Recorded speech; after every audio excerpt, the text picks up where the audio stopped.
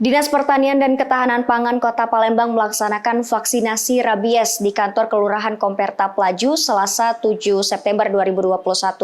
Camat Pelaju Ahmad Furqon yang ditemui di sela-sela kegiatan mengatakan pihaknya sangat berkomitmen dan ingin menjadi daerah percontohan kecamatan, khususnya Kecamatan Pelaju bahwa bebas rabies. Sebelum dilaksanakan vaksin rabies ini, sambung Furqon pihaknya terlebih dahulu mendata warga Pelaju yang memiliki hewan peliharaan seperti anjing dan kucing.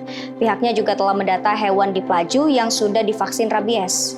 Mengenai apakah di Kecamatan Pelaju pernah terjadi orang digigit anjing yang rabies atau kucing, Furqon menegaskan bahwa di Kecamatan Pelaju tidak ada kejadian tersebut, bahkan dari tahun 2017 Pelaju bebas rabies. Sementara itu, Ketua Perhimpunan Dokter Hewan Indonesia PDHI Sumatera Selatan Cabang Sumsel, Dr. Jafrizal MM mengatakan kegiatan hari ini dalam rangka World Rabies Day, maka dari itu dilaksanakan vaksin rabies secara gratis di Kecamatan Pelaju. Saat didata ternyata belum 70%, maka dari itu dilaksanakan vaksin rabies di Kecamatan Pelaju. Setelah di Kecamatan Pelaju, sambung Dr. Jafrizal pihaknya juga akan melakukan vaksin rabies secara gratis pada 15 September 2021 di Kecamatan Sukarami.